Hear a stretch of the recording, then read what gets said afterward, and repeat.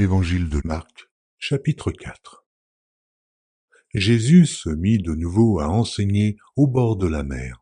Une grande foule s'étant assemblée auprès de lui, il monta et s'assit dans une barque sur la mer.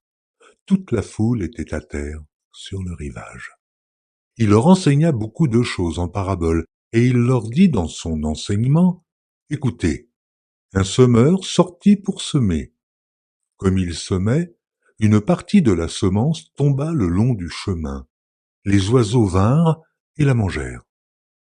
Une autre partie tomba dans un endroit pierreux, où elle n'avait pas beaucoup de terre. Elle leva aussitôt parce qu'elle ne trouva pas un sol profond. Mais, quand le soleil parut, elle fut brûlée et sécha, faute de racines. Une autre partie tomba parmi les épines. Les épines montèrent et l'étouffèrent, et elle ne donna point de fruit. Une autre partie tomba dans la bonne terre. Elle donna du fruit, qui montait et croissait, et elle rapportait 30, 60 et 100 pour un. Puis il dit, que celui qui a des oreilles pour entendre, entende. Lorsqu'il fut en particulier, ceux qui l'entouraient avec les 12 l'interrogèrent sur les paraboles. Il leur dit, c'est à vous qu'a été donné le mystère du royaume de Dieu. Mais pour ceux qui sont dehors, tout se passe en paraboles, afin qu'en voyant, ils voient et n'aperçoivent point, et qu'en entendant, ils entendent et ne comprennent point, de peur qu'ils ne se convertissent et que les péchés ne leur soient pardonnés. Il leur dit encore, vous ne comprenez pas cette parabole. Comment donc comprendrez-vous toutes les paraboles? Le semeur sème la parole. Les uns sont le long du chemin, où la parole est semée. Quand ils l'ont entendue, aussitôt Satan vient et enlève la parole qui a été semée en eux. Les autres, pareillement, reçoivent la semence dans les endroits pierreux. Quand ils entendent la parole, ils la reçoivent d'abord avec joie. Mais ils n'ont pas de racine en eux-mêmes. Ils manquent de persistance, et dès que survient une tribulation ou une persécution à cause de la parole, ils y trouvent une occasion de chute. D'autres reçoivent la semence parmi les épines. Ce sont ceux qui entendent la parole, mais en qui les soucis du siècle, la séduction des richesses et l'invasion des autres convoitises étouffent la parole et la rendent infructueuse. D'autres reçoivent la semence dans la bonne terre. Ce sont ceux qui entendent la parole, la reçoivent et portent du fruit, 30, 60 et 100 pour un. Il leur dit encore, apporte-t-on la lampe pour la mettre sous le boisseau ou sous le lit? N'est-ce pas pour la mettre sur le chandelier?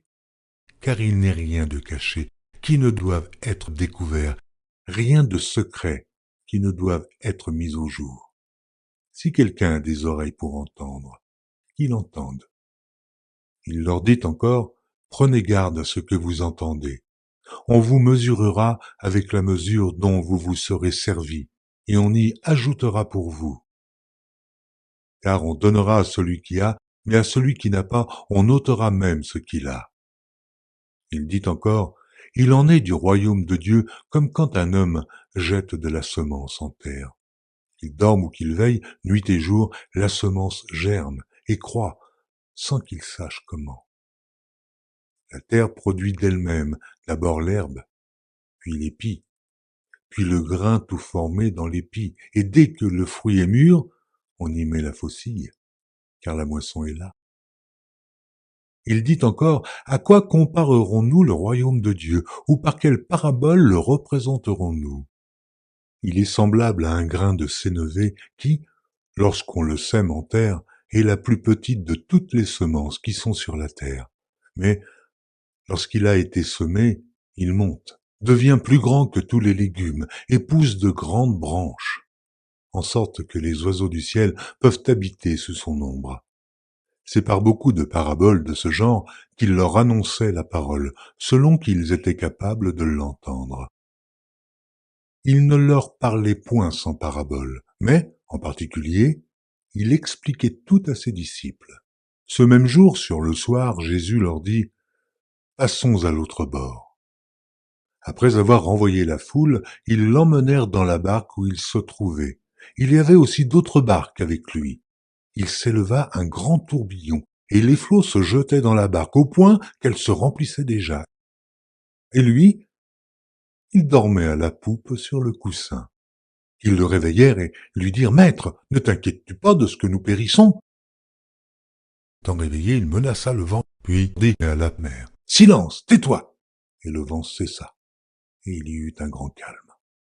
Puis il leur dit « Pourquoi avez-vous ainsi peur? Comment n'avez-vous point de foi ?» Ils furent saisis d'une grande frayeur, et ils se dirent les uns aux autres « Quel est donc celui-ci, à qui obéissent même le vent et la mer ?»